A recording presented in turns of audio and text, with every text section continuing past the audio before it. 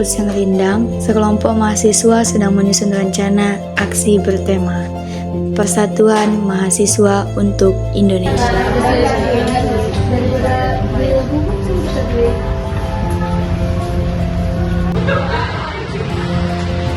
Oke guys, jadi pekan depan kita akan ada aksi. Tapi aku harap ini bukan soal demo, tetapi suara mahasiswa, bagaimana kita bisa bersatu tanpa ribut. Ya tapi kalau misalnya kita terlalu aman, pesannya nggak bakal nyampe nggak sih? Orang-orang harus ngerasa kalau mahasiswa masih punya nyali. Setuju sih, kadang kalau kita nggak tegas, kita malah nggak bakal dengar. Tapi jangan sampai aksi kita malah kayak debat di medsos. Banyak tweetnya doang, nggak ada hasilnya.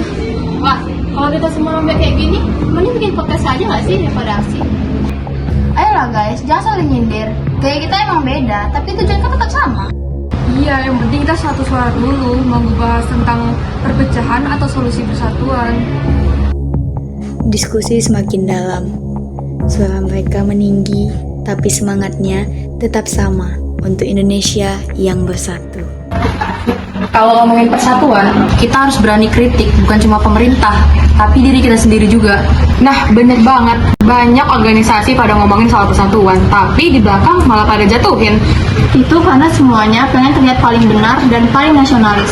Padahal yang paling keras terlihat persatuan malah paling eksklusif. Ironi, katanya satu Indonesia, satu grup WA aja bisa berantem dibuatnya. Dan lucunya, semua bilang demi bangsa, tapi kalau beda opini, langsung keluar grup. Nah kalau gitu, gimana caranya biar aksi kita itu nggak cuma simbolik? Ya dari sini, kalau kita bisa bersatu meski beda pendapat, itu adalah langkah pertama. Kata-kata Piskah membuat mereka semua terdiam. Mungkin untuk pertama kalinya, mereka mendengarkan satu sama lain.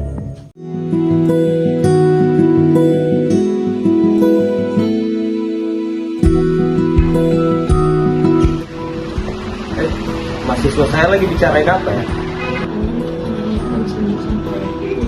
Wah, seru nih pembahasan kalian. Lagi pada bahas apa?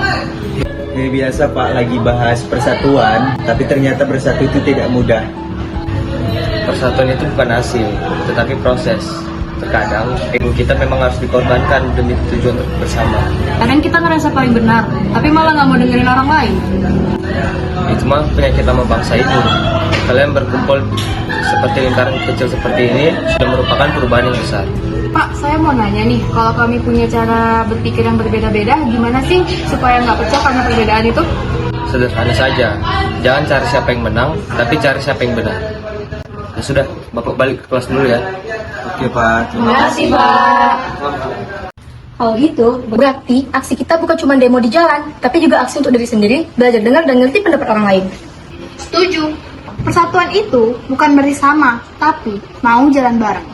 Nah, mulai dari meja ini, obrolan yang jujur bukan slogan.